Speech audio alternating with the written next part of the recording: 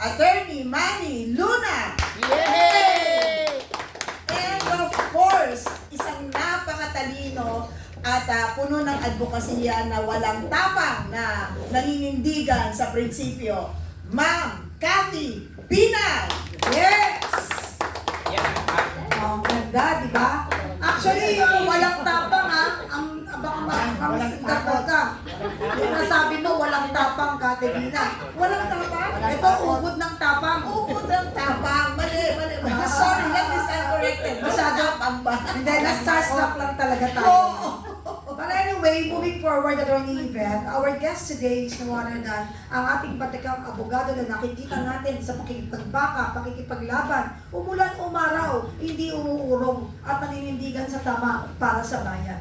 Mga kaibigan, si Attorney Manny Luna, wala pong question ang pagkatao nito. Kaya, walang maka-issue dyan eh. Talagang hindi niya uurungan yan, sasagutin niya talaga. Yan po ang kailangan natin sa ating bayan ngayon na talagang lugmok na sa puro kasinungalingan, puro panlilindang. Eh, hindi naman niya ito uurungan. At bibigyan natin ng pagkakataong makapagpakilala, no, Ka-Yvette, si Attorney Manny Luna. Magandang umaga, Miss Penny, and of course, Attorney Yvette, my kumpanyera, of course, Cathy, at lahat na nandito, mga friends in media, social media, at saka ibang mga guests. This is the second time that I have graced this occasion. Isa sa mga paborito kong mga pinupuntahan itong PDP. Bakit? Kasi nagsasabi ng totoo eh. Sa dami ng fake news ngayon, at saka mga misleading information, kailangan natin ng source katulad ng PDP para mailahad natin yung katotohanan. Our people deserve no less than the truth and nothing but the truth.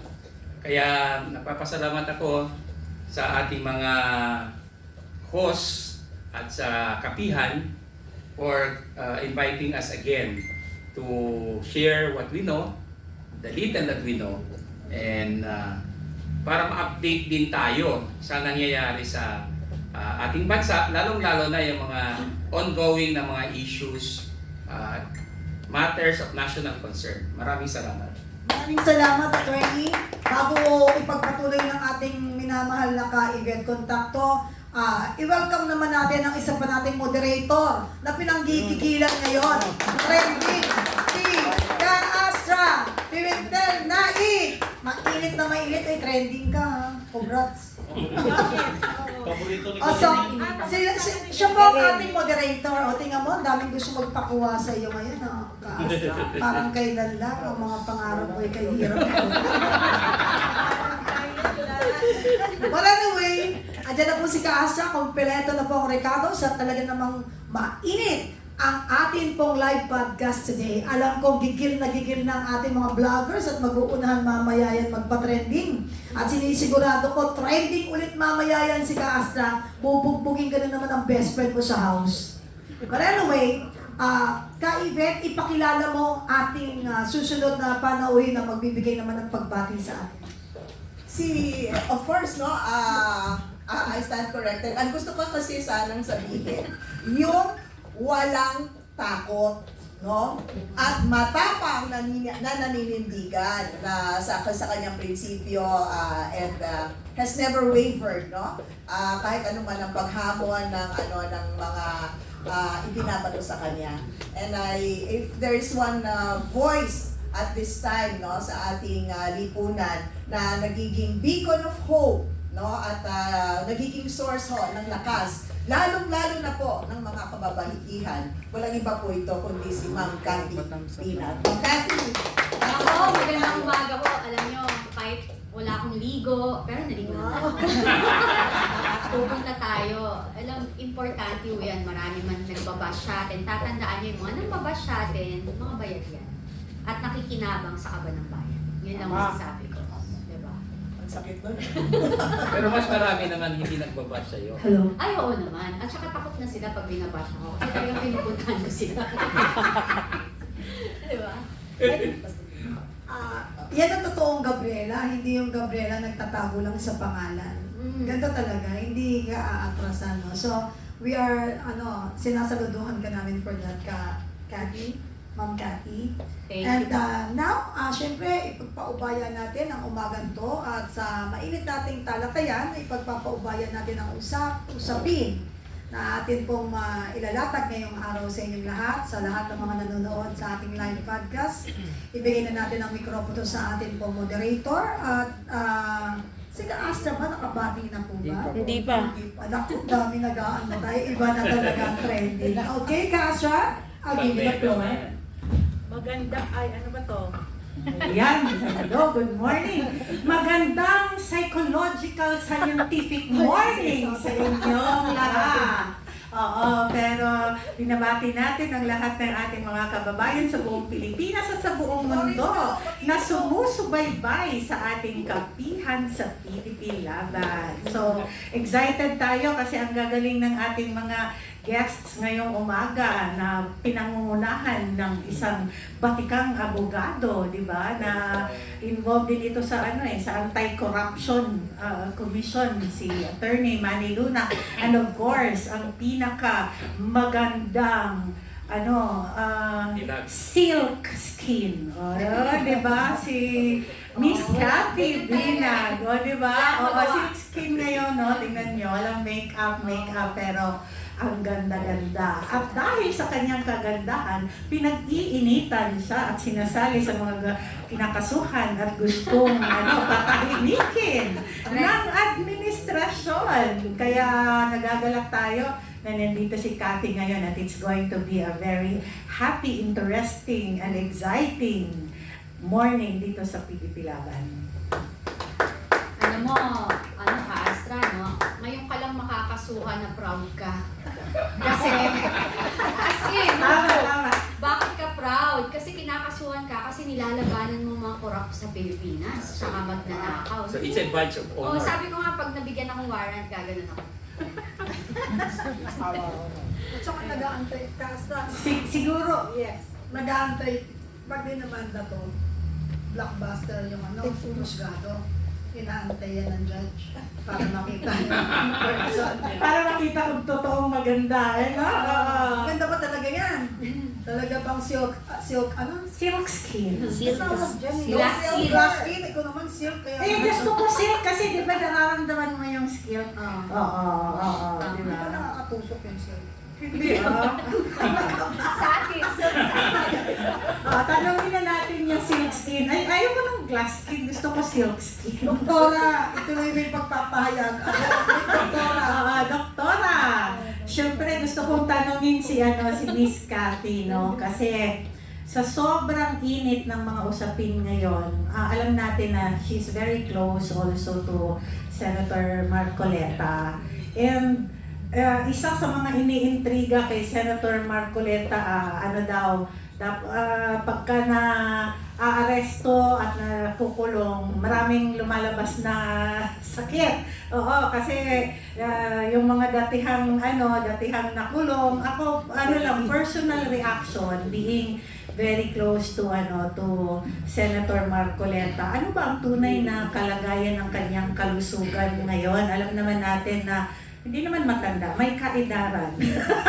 Oo, kasi love natin si pero alam natin that he is advanced in his age, no? And sobrang pressure ang pinagdaanan ng ating mahal na senador. So, ano ang tunay na kalagayan ng kanyang kalusugan ngayon? And kung nabisita na ba niya si Senator Marcoleta? Ako ba to? Yes. Nagbisita ko siya. Totoo yun na sino ba namang hindi ma-high blood doon sa nangyari sa kanya. Akalain mo parang clickbait yung nangyari sa kanya. Nagkaroon siya ng hearing ng Monday. Tapos, sinasabi naman niya sa ating lahat na willing siyang harapin ang kung ano man na ikinaso sa kanya. Yun lang, halatang-halata naman na on the day of the impeachment, on the first day of the impeachment, dun talaga siya binigyan ng warrant of arrest at napakabilis naman nito. So, yung sasabihin nila na lahat to gawa-gawa, I will not answer yung sakit niya. Ang PNP Hospital, yung head ng medical team doon, ang makakapagsabi ng kalagayan niya. Kasi I'm not in the right position to say anything about it. But of course, yes, na high blood talaga siya. I was there until now, high blood siya. Diba? Kasi alam naman ho natin na lahat ho ng lumalaban para sa bayan, sa kapakanan ng ating bayan, ay talaga namang kinukulong or kinakasuhan. Pero yung mga pumapanig sa kanila, nawawala ng kaso. Diba? Ayun. And because of that, dugtugan ko lang, and I would want to ask naman si Attorney Manny Luna with the detention of Senator Marcoleta. How does it affect the ongoing impeachment trial? Malaki ba yung kawalan? Do you see due process being rendered during these hearings na merong isang senador na nakasuhan on the first day of the impeachment? Alam mo, si Senator Marcoleta, we know him. He's larger than life. Napakamabait na tao yan. And he's really very focused on his advocacies. Kung nandyan sana siya, edi more exciting ang impeachment trial. Kasi marunong si Senator Marcoleta magtanong.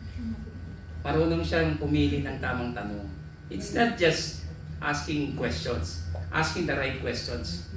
Dahil din sa kanyang long experience as a trial lawyer, I know him very well.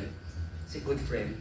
At kung nandyan sana siya, edi mas lalong mababaon yung mga witnesses ng prosecution na sablay na. Kawawa mga ngayon eh. So, actually, yung nangyari ngayon ay blessing in disguise. Kasi sila mismo ang nag-expose ng weaknesses nila eh.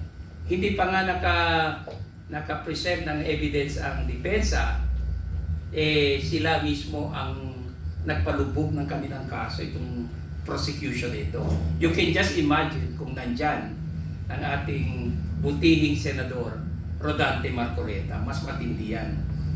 Pero hindi naman kawalan in the sense that merong request si Senator Judge Alan Peter Cayetano na payagan yung dalawa, si Senator Jinggoy Estrada at si Senator Marcoleta, para makisali o makasali dito sa impeachment trial. And they have the right to do so because hindi pa naman sila convicted and they are members of the Senate. And being senator judges themselves, nagsumpa na yan silang dalawa, di ba? So they have to discharge their duties under the Constitution. And I don't see any legal impediment. Ang kailangan lang dyan is coordination with the Sandigan Bayan. I think the Sandigan Bayan might allow a reasonable participation by the two senator judges, considering na constitutional duty ang gagampanan nila, hindi naman bilang lawmakers or politicians, but as judges. So, if we believe in the rule of law, in due process, papayagan sila ng Sandigan Bayan. I hope that the Honorable Sandigan Bayan will allow participation by the two distinguished senators. Kasi kailangan ng, hindi ang boto ang kailangan dyan, kasi alam naman natin na hindi na maabot yung 16. That's my prediction. But we have to inform the public of the ongoing proceeding. And Jinggoy has the experience. Remember, nag-participate na yan sa Corona impeachment. Tapos si Senator Marcoleta is a seasoned trial practitioner before he became a congressman. So, maganda sana kung nandyan sila. Not for their votes, because we know already that yung 16 na threshold hindi maaabot, but because we need their experiences at sa kanilang duty dapat gampanan nila, because we elected them into office. Hindi naman pwede i-deprive natin ang taong bayan ng karapatan para yung kanilang hinalal na mga opisyales ay dadalo sa hearing at saka mag-participate as judges, not as politicians lang, but as judges. And that carries a lot of weight dito sa request ni Senator Judge Alan Peter Cayetano na payagan sila. Kasi Constitution ang nakataya dito, a constitutional duty under Article 11 of the 1987 Constitution. sugsugan ko lang. Susugan? Susugsugan.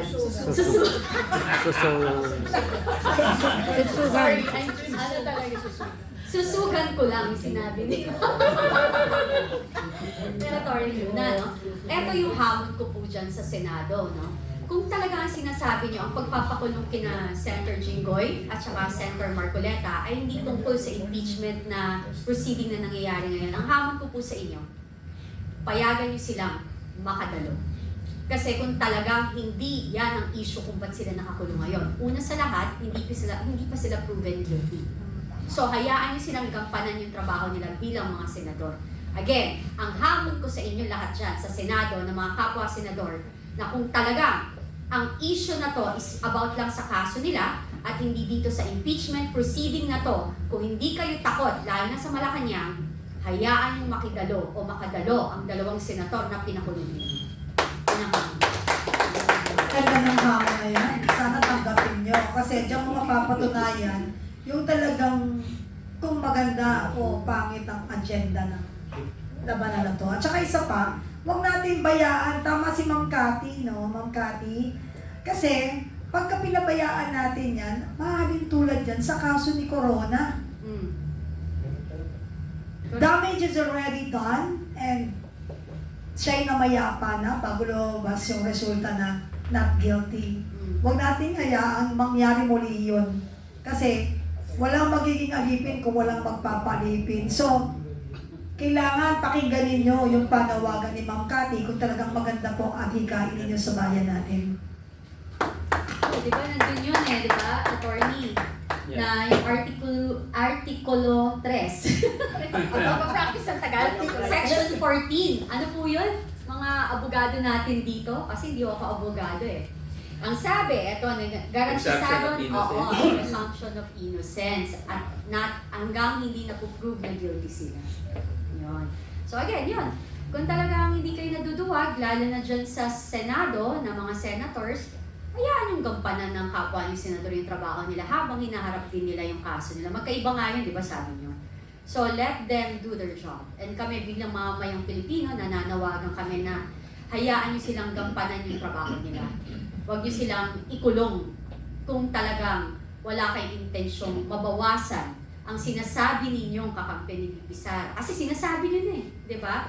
So, kung may mga iba dyan na nagsasalita ng kakampi, di ibig sabihin, halata na talagang sinadya nyo yung pagpapakulong sa kanila. Di ba? Kung hindi naman kayo naduduwag talaga at hindi ganun ang intention nyo, sama-sama nyo sulatan, buong Senado, pumirma kayo, paten nyo, di ba? Saka dito, no, this is a first in our history. No? So, yung request ni Senator Alan is reasonable. And I believe that the Sandigan Bayan, in the exercise of sound discretion, might allow it. Kasi ang taong bayan dito may stake. Ang impeachment kasi is not just a legal process or judicial process, it's also political. So meron po tayong karapatan na manawagan, even to the court, na payagan yung dalawa because they were elected into office and they will be performing a constitutional duty na hindi pwedeng i-deprive sa kanila. So it has a higher call, no? Kumpara sa ordinary lawmaking duty nila. Kaya sa tingin ko, the Sandigan Bayan will exercise some discretion and might allow it in the interest of justice, the rule of law, and also for the national interest. Kasi nakatutok tayo lahat sa impeachment, although I believe that dapat ang tutukan din natin yung flood control. Pero, you know, may laro sila dito, they are trying to project a narrative. Kaya siguro takot sila, medyo allergic yung mga ibang senador na nandyan si Senator Marcoleta because he's really fighting for the continuation of the investigation into the flood control scam. So, yan lang nakikita ko. Pero kung wala naman silang ibang agenda at in good faith ang lahat ng senator judges, then they should sign or approve the resolution na minog ni Senator Alan Cayetano para payagan yung dalawa.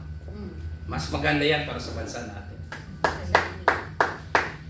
Ang ganda ng challenge. Oo, di ba? So, panawagan ito sa lahat ng mga senador. Issue a resolution na dapat payagan yung dalawa na maging judge, no? Tanong ko sa dalawa nating panauhin, no? Kasi dapat na pinoprotektahan yung mga nagsasabi ng katotohanan at nasa tama. Kasi nakikita natin, kagaya ng sinabi mo, Miss Cathy, no, na there is political pressure, tapos merong persecution. In fact, kahapon yata yun, no, na may warrant of arrest pati si Attorney Baligod, no? Itong kasi ano ang pwede nating gawin, no, para sa inyo? Kasi in effect, itong hindi pagkaso kay Senator Jinggoy at pagkaso kay Senator Marcoleta in time of the impeachment, in effect, it disenfranchises the millions of voters who put their trust in Senator Marcoleta and Senator Jinggoy to do their job. Kasi diba parang ang boto ko as senador during the impeachment is actually the vote of the people who voted for me. So, anong komentaryo nyo dito tungkol sa bagay na ito? Cathy muna. Ikaw muna, ikaw Ako muna. muna. Na-disenfranchise Well, na. actually, Ano? Pag hindi payagan, we can move into that issue and say na bakit hindi ba sila karapat-dapat, hindi ba trabaho nila yan dahil hinalal sila. It's short of saying that we are depriving those who voted for them. Kung hindi natin papayagan sila sumali dyan sa very important impeachment trial. Although ako personally, hindi ako naniniwala na valid yung impeachment proceeding. Alam niyo kung bakit? One, yung presiding officer dapat ang Senate President. That's one. It's a constitutional issue na pending ngayon sa Korte Suprema. Second, masyado namang walang kwenta, walang kakwenta-kwenta yung articles of impeachment. Tingnan nyo ngayon, nakakaproblema sila sa mga witnesses because they can